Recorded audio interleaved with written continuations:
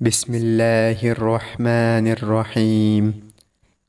السلام علیکم پیارے دوستوں، کیسے ہیں آپ سب؟ امید کرتے ہیں کہ آپ سب خیریت سے ہوں گے۔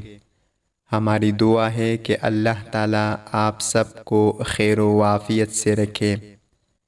پیارے دوستوں، ہمارے پیارے نبی کریم صلی اللہ علیہ وسلم کی دو پیاری حدیث آپ کے سامنے پیش کرنا چاہتا ہوں۔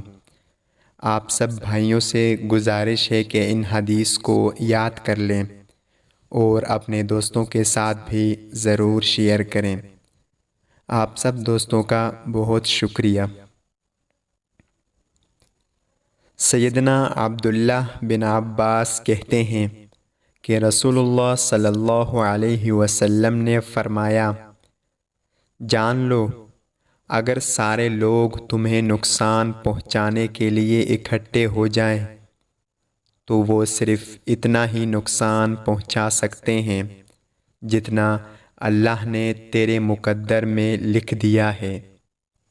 صحابہ بیان کرتے ہیں کہ ایک دن ایک اجنبی شخص آیا، نہ وہ مقامی تھا اور نہ اس پر سفر کے آثار تھے۔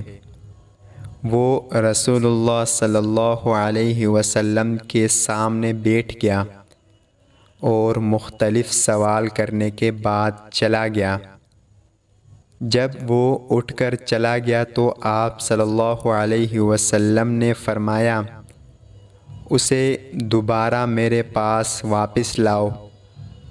لوگ اسے بلانے گئے تو دیکھا کہ وہاں کوئی نہ تھا۔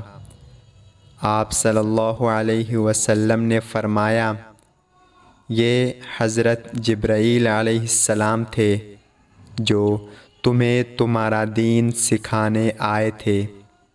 اللہ تعالی ہم سب کو ان پیاری حدیث پر عمل کرنے کی توفیق عطا فرمائے۔ آمین یا رب العالمین۔ السلام علیکم۔